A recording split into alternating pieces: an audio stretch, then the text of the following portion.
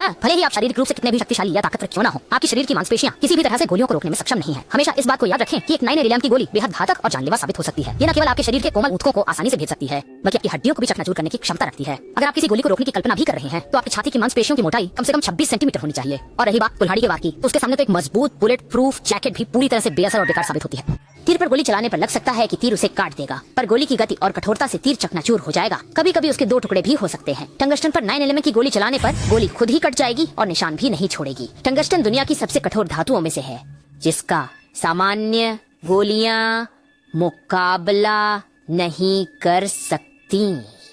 type 5 की शक्तिशाली गोली भी टंगस्टन पर बस एक खरोंच छोड़ेगी और खुद चकनाचूर हो